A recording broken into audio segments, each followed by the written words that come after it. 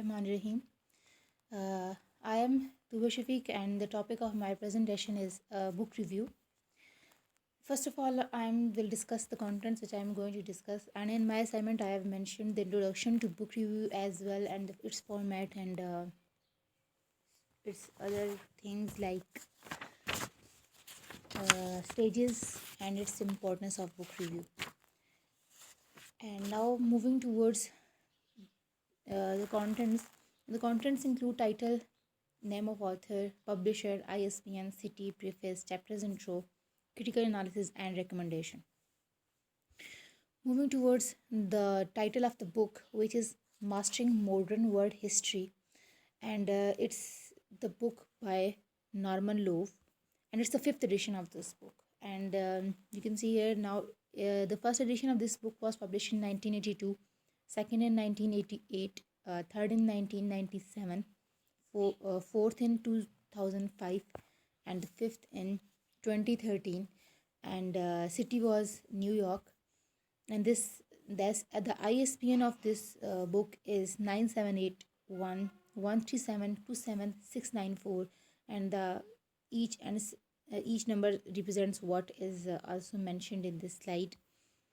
And next is publisher, and the publisher of this book is Palgrave Macmillan. Now moving towards the preface of this book, and this fifth edition of the Mastering World History is designed to meet the needs of students and provide an introduction to the study of 20th and early 21st century world history. And the general readers who wants to keep abreast of world affairs should also find this book helpful.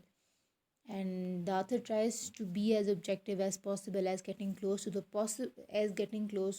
as possible to the truth.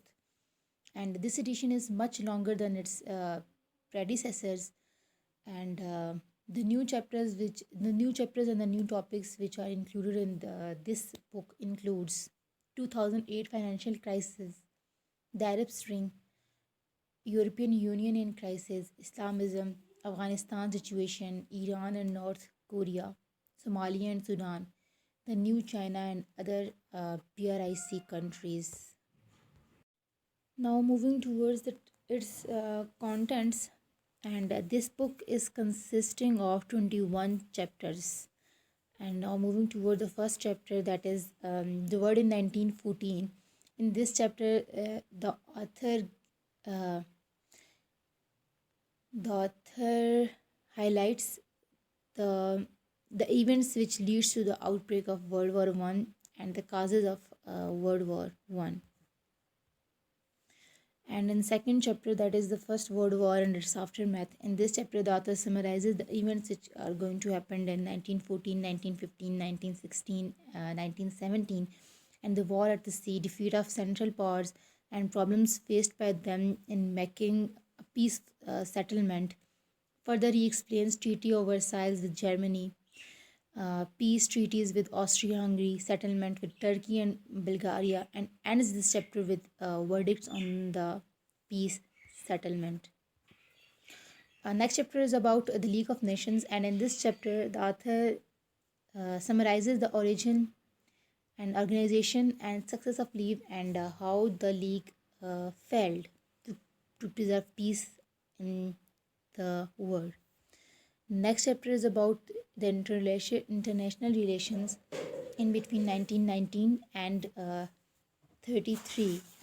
And in this chapter, the author elaborates international relations between 1919 and 1933 and the terms met to improve IR, the dealings of France with problems of Germany, relation of USSR with Britain, Germany, and France, the successor states, and ends the chapter by throwing light on foreign policy 1919 to 1933 of United States.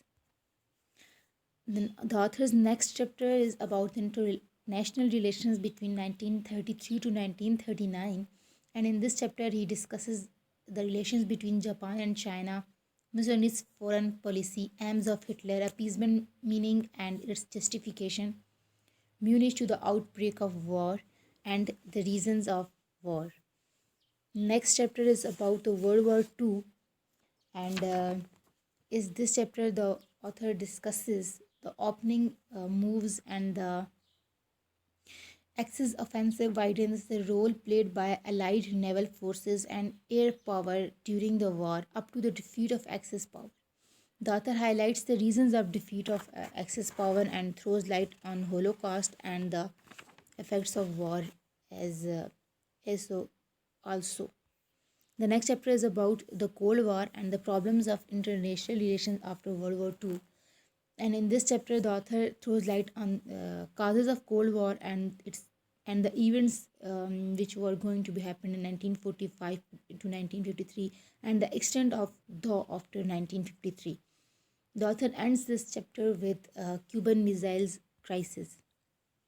Next chapter is about the spread of communism outside Europe and its effects on international relations. And in this chapter, the author elaborates war in Korea along with its effects on Cuba's foreign policy, wars in Vietnam, child under Salvador Allende, United States interventions, T10T, collapse of communism, and ends the chapter by giving explanation to the end of Cold War.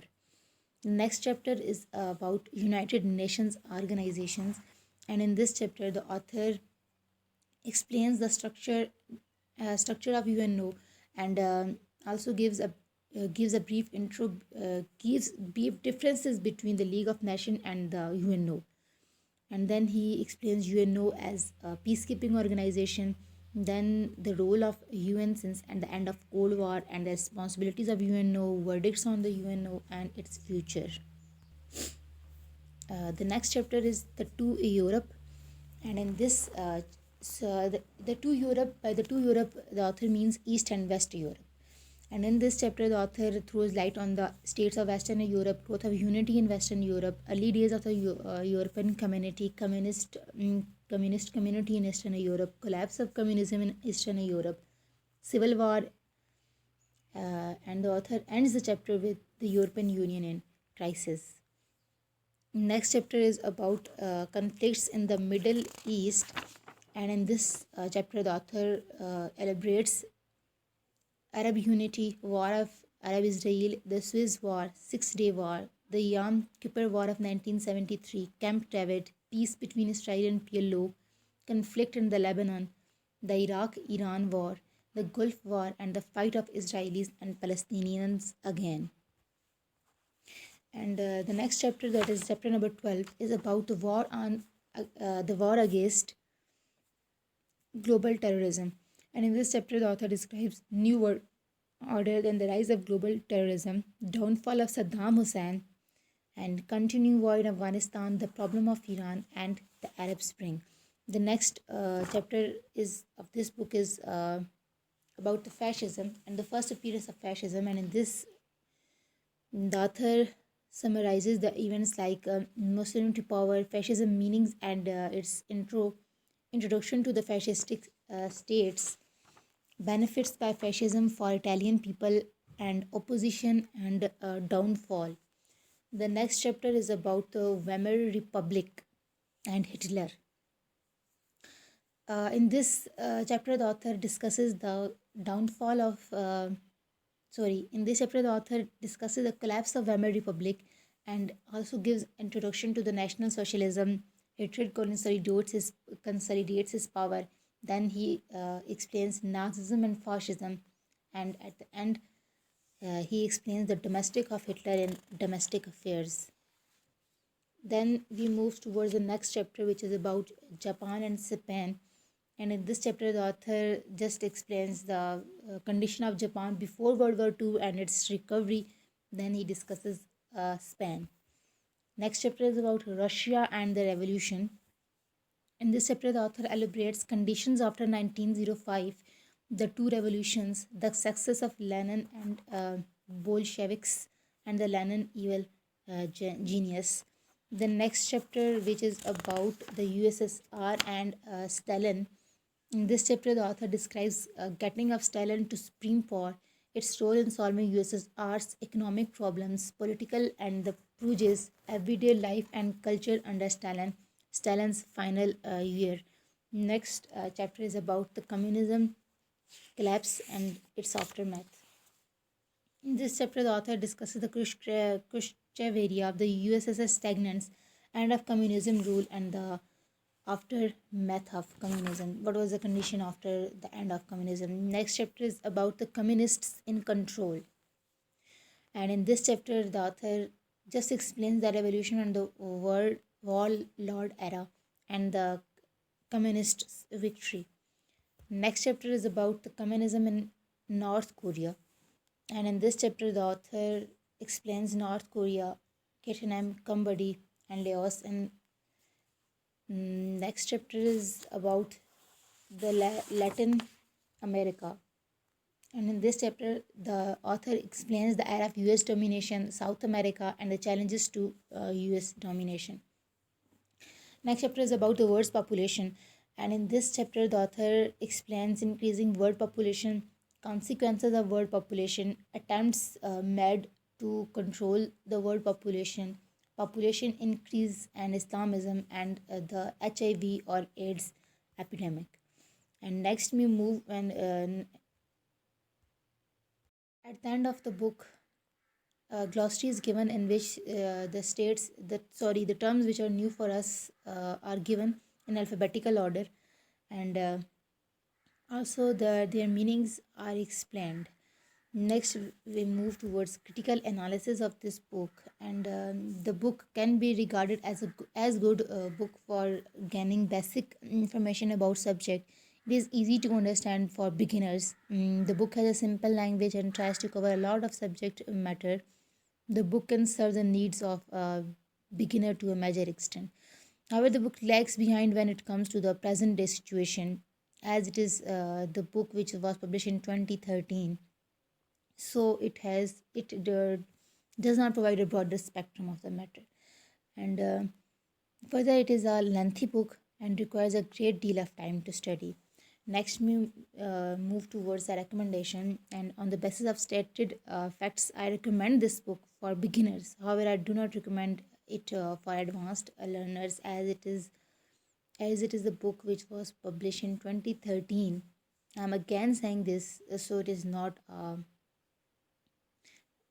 updated book. And this was all. Thank you so much for your time. God bless you all. Have a nice day.